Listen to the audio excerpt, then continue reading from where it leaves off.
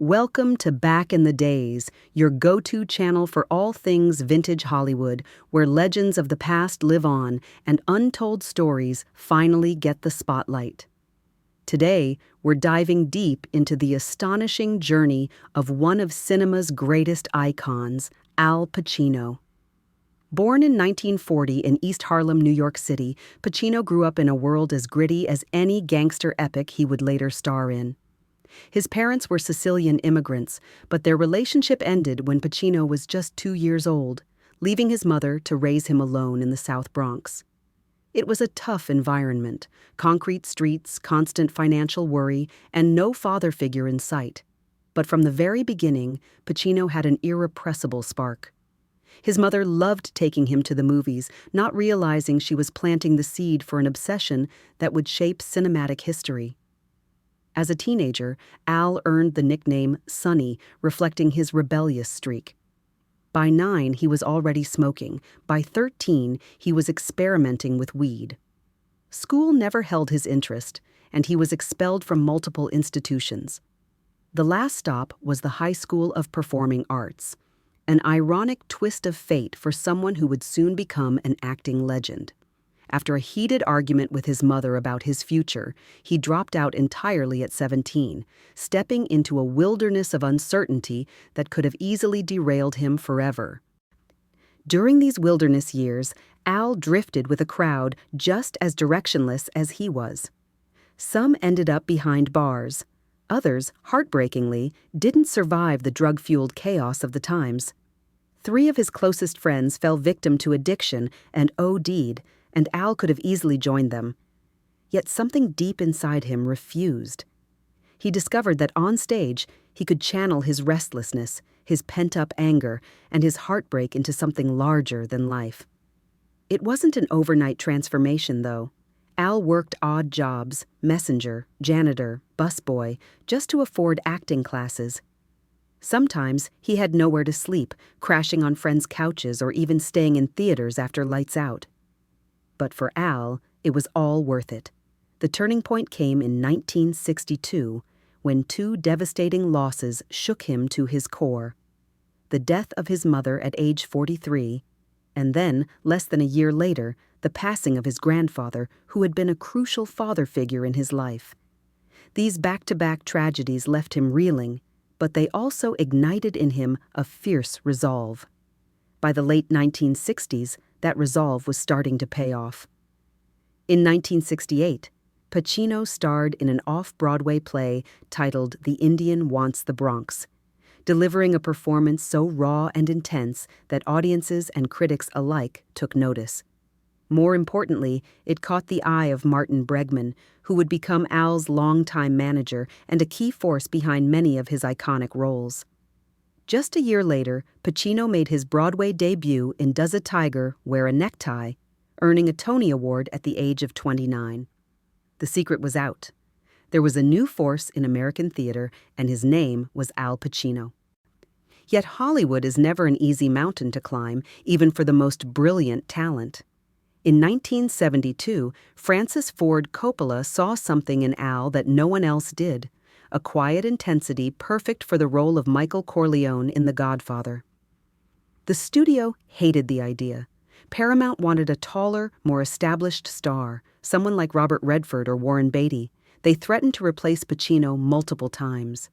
But Coppola gambled everything on the unknown actor, even rearranging the shoot schedule so that the pivotal restaurant assassination scene would be filmed early. Executives saw those chilling eyes and realized maybe they were dealing with brilliance after all. Suddenly, Al Pacino was catapulted onto the global stage. He earned an Oscar nomination for The Godfather, but in a characteristic act of defiance, he refused to attend the ceremony. Why? Because he was nominated for Best Supporting Actor rather than Best Actor, despite arguably having more screen time than Marlon Brando. That was Al in a nutshell, fiercely independent and unafraid to challenge the system. Over the next few years, he delivered unforgettable performances in Serpico, Dog Day Afternoon, and eventually Scarface, solidifying his reputation as one of the greatest actors of his generation.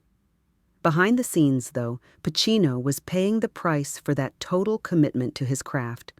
On the set of Scarface, he grabbed the scorching hot barrel of a gun and severely burned his hand, halting production.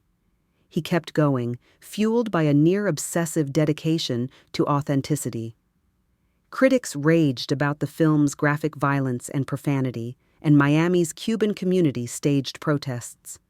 Meanwhile, Hollywood insiders whispered that Scarface was too raw, too honest for a generation unprepared to confront the mirror it held up to society. Over time, the film grew into a cult classic, particularly among hip-hop and Latino audiences who saw Tony Montana as a symbol of raw ambition and a cautionary tale about its cost. As Pacino's star rose, so did his personal woes. Relationships blossomed and withered. He famously never married. He called the concept the pain train in a later memoir, and fathered children with multiple partners, including acting coach Jan Tarrant and actress Beverly D'Angelo. Yet he always kept fatherhood close to his heart, perhaps because of the father who vanished from his own childhood. Then, in 2011, a financial catastrophe blindsided him. His trusted accountant, Kenneth Starr, was caught orchestrating a Ponzi scheme that drained Pacino of a staggering $50 million. Decades of earnings gone overnight. Even a Hollywood icon wasn't immune to betrayal. Suddenly, Pacino found himself financially gutted, forced to accept parts he didn't respect, purely to recoup losses. He appeared in commercials, signed up for random speaking gigs, and even took on roles like Jack and Jill, a film he later admitted he never would have touched if not for the paycheck. It was a humiliating moment, but also a lesson in vulnerability. But Pacino wasn't done being tested. In June 2023, at the age of 83, he welcomed his fourth child with 29-year-old Noor Alfallah. The news went viral. Half of Hollywood was aghast at the 54-year age difference. The other half couldn't believe he still had it in him. Pacino himself was stunned. Reports suggest he demanded a paternity test, convinced he couldn't possibly father another child at that age. The results came back positive, and Al, to his credit, jumped right in. Despite a later breakup, he remains in the child's life, determined not to replicate the mistakes of his own father. Yet none of these dramatic turns compare to what happened in 2020 when Pacino's heart flatlined. Paramedics fought to revive him, and for a brief moment, the man who had so thoroughly explored the concept of death on film actually crossed that boundary in real life. The aftermath rattled him so deeply that he came to believe there's no afterlife at all. An unsettling conclusion, perhaps, for someone who has spent decades playing complex, sometimes tortured figures. Instead of sinking into despair, however, Pacino emerged with a renewed focus on what still mattered most: performing. At 84 years old, he's as busy as ever, diving into film after film, from House of Gucci to the upcoming Modi, directed by Johnny Depp. He's also set to appear in The Ritual, a horror film inspired by true events, and remains active at the Actors Studio, the place that honed his method and shaped his soul. For him, acting is more than a career. It's a lifeline, a spiritual calling. In interviews, he often talks about how stepping into another character allows him to explore the human condition on a level that ordinary life never could. Even now, his personal life remains as unconventional as ever. He's never worn a wedding ring, never locked into what society calls traditional family. Yet, fatherhood seems to be a central thread in his later years. He has 4 children, some grown, some just starting life. And each new addition brings him back to that sense of responsibility he was denied as a boy. And let's not forget his comedic moments. From time to time, you can catch him poking fun at himself in interviews, proving that even after all he's endured, he hasn't lost his humor. In 2024, Pacino released a memoir titled Sonny Boy, a tribute to that old teenage nickname, shedding light on every aspect of his journey. He reveals heartbreaks we never knew about, regrets over projects he turned down, and bits of raw honesty about how that near-death incident in 2020 changed his view of the universe. He calls himself a survivor, not a success story, someone who never chased stardom but ended up wearing its crown anyway. For Pacino, everything boils down to artistry and authenticity. So where does that leave us with Al Pacino? We're left with a portrait of a man who has walked through fire, childhood poverty, personal tragedy, blockbuster fame, betrayal, fatherhood at 83, and even a moment when his pulse disappeared altogether. Yet here he stands, still taking on roles that challenge him and stepping into the unknown with the same fearless determination that lit up the stage in the 1960s. His life story is more than a Hollywood tale. It's a testament to resilience. Even when life blindsides you, be it financial ruin, health crises, or heartbreak, there's a way forward if you're willing to adapt and fight.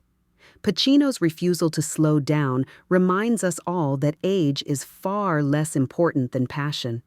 His skepticism about the afterlife nudges us to consider our own beliefs. And his unwavering commitment to acting reminds us that true dedication can save us from ourselves. Does Al Pacino's journey shock, inspire, or leave you wanting to know more? Let us know in the comments. If you enjoyed this deep dive, make sure you hit that like button and subscribe to Back in the Days, because we've got plenty more vintage Hollywood revelations coming soon. From scandalous behind-the-scenes drama to the triumphs that never made the headlines, we're your front row seat to the stars who shaped modern cinema. Thank you for watching, and stay tuned. Because if you think you've heard it all about Al Pacino, there are still surprises waiting just around the corner. After all, legends don't fade away quietly. They keep us talking, guessing, and sometimes even gasping. That's the magic of vintage Hollywood, and that's exactly what we bring you here on Back in the Days.